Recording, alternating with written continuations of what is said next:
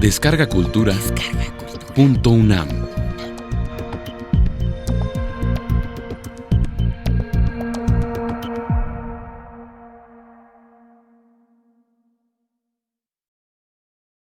Proust y la estética impresionista.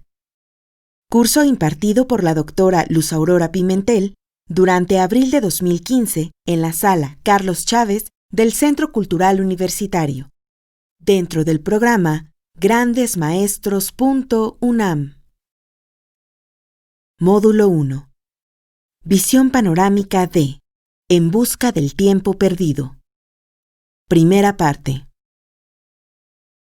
Yo organicé este curso sobre el entendido y el presupuesto de que la obra de Marcel Proust es una obra que se lee con dificultad por el reto de lectura que implica, que la mayoría de ustedes tal vez o nunca ha leído a Marcel Proust, o si lo leyeron se quedaron atorados en la Magdalena, como un famoso personaje de Carpentier que acabó tirando el libro a la basura y diciendo: joder, este hombre con la Magdalena. Entonces, sobre ese presupuesto, el propósito de este curso es darles una probadita de lo que es En busca del tiempo perdido, y por eso es que esta primera sesión es una sesión panorámica en la que pienso abordar los temas de esta obra, cómo es, de qué se trata, cómo se lee, dónde radica su originalidad y sus peculiaridades.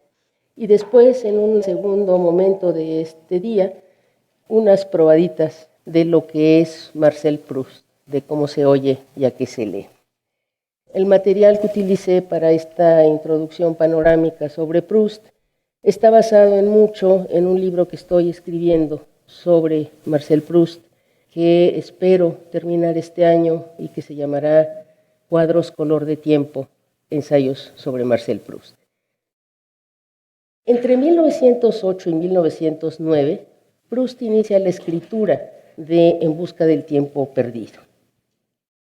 Él concibió esta obra inicialmente como un tríptico, por el camino de Swann, por el camino de Guermantes y el tiempo recobrado. Es un poco enojoso que la traducción al español hable de El mundo de los Guermantes. Ahora ya hay más traducciones que originalmente había, pero importa la simetría de los caminos, por el camino de Swann, por el camino de Guermantes y el tiempo recobrado. Por el camino de Swann se publicó en 1913. No sé si recuerdan que hace un par de años estaban las celebraciones de los 100 años de la publicación de Por el camino de Swann. Casi después de haber escrito Por el camino de Swann, Proust ya había escrito una primera versión del tiempo recobrado, es decir, primera y última novela están escritas en estricta sucesión.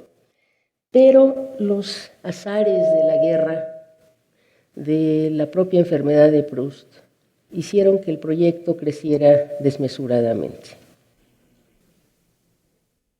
Por estas vicisitudes de la guerra no se publica el siguiente volumen que había planeado Proust publicar, pero se publica A la sombra de las muchachas en flor en 1919, novela que le ganó el premio Goncourt a pesar de muchísimas críticas y de gran oposición, diciendo que cómo era posible que se le hubiera dado el premio a un nene de salón, snob e inútil, cuando que había tantas novelas sobre la guerra, tantos sacrificios patrióticos que se habían hecho durante la guerra, y que premiar al frívolo de salón era un error.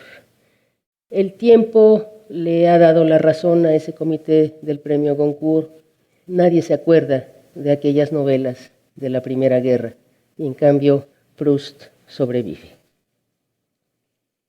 Estos azares, estas circunstancias azarosas de la guerra, los celos, la enfermedad, hicieron que el proyecto creciera desmesuradamente hasta convertirse en las 7 novelas, los 7 tomos que conocemos de la novela, hoy en día y que llegó a ese número también por azar.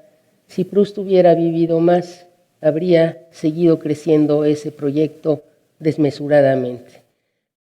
Los 7 tomos de En busca del tiempo perdido son Por el camino de Swann, A la sombra de las muchachas en flor, Por el camino de Guermantes, Sodoma y Gomorra, La prisionera, La fugitiva y El tiempo recobrado.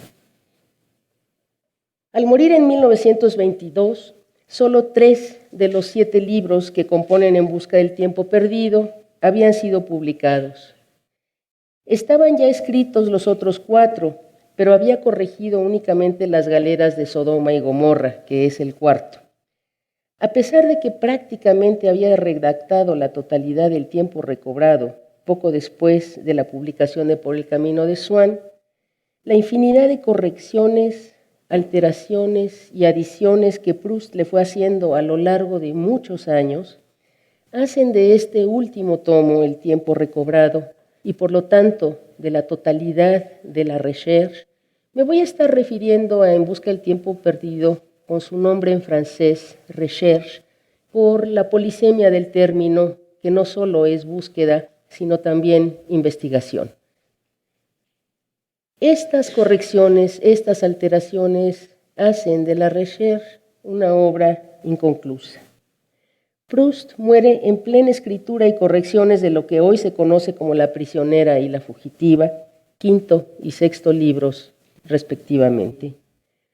Obra inconclusa por excelencia, azarosa escritura del tiempo en el tiempo, y sin embargo, más allá de la guerra, de los celos y de la enfermedad, más allá de toda contingencia colectiva o personal, el carácter inconcluso del texto proustiano parecería estar inscrito en el proyecto mismo, en el desafío al tiempo para hacer de la obra la totalidad de la vida, un desafío que termina en una paradójica y simultánea derrota y triunfo frente al tiempo. ¿Pero qué es En busca del tiempo perdido? Es, estrictamente hablando, una sola novela. George Painter, uno de sus primeros biógrafos y uno de los más importantes, y antes de la era cibernética, tuvo la ociosidad de contar las palabras de En busca del tiempo perdido. Más de 1.250.000 y tantas palabras, contadas antes de que lo hicieran las máquinas. Es una sola novela en 7 libros. A diferencia de la comedia humana de Balzac o de El ciclo de los Rougon-Macquart de Émile Zola, por ejemplo, no se pueden leer independientemente una de otra. El reto de lectura es, por lo tanto, enorme. Y el reto de lectura incluye una incomprensión y una no percepción del valor de este libro. Hubo un editor, Humboldt, director de la editorial francesa Ollendorff, que rechazó el manuscrito de Por el camino de Swann con el alegato de que él no podía entender por qué un cuate necesitaba 30 páginas para describir cómo cada noche se revuelve en la cama antes de irse a dormir. Por su parte, el dictamen que emitió la Nouvelle Revue Française, a cargo de Gide, si bien más serio y formal, no resultó ser menos tajante.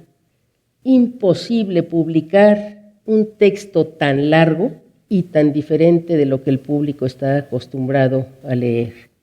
He ahí el reto que nos propone esta obra.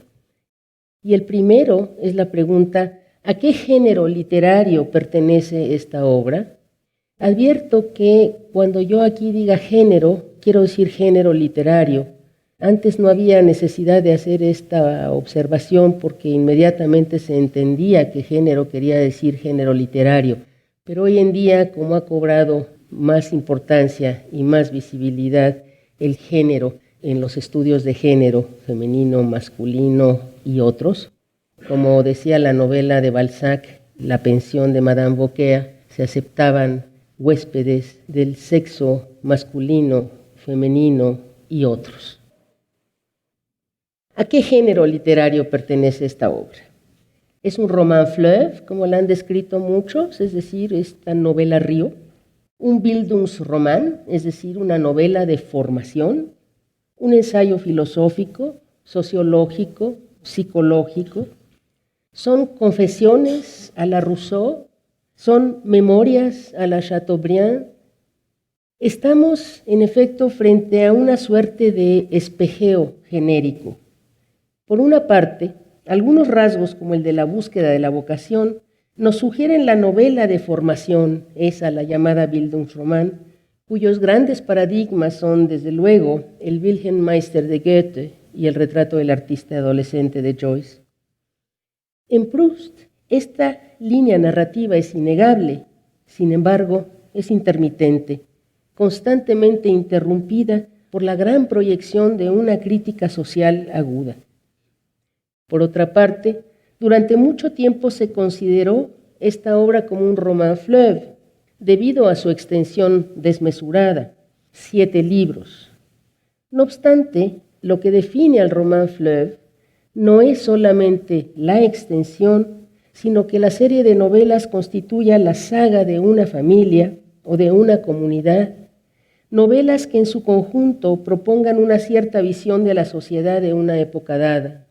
Aún así, cada novela de un roman fleuve tiene su autonomía y puede ser leída con independencia de las demás.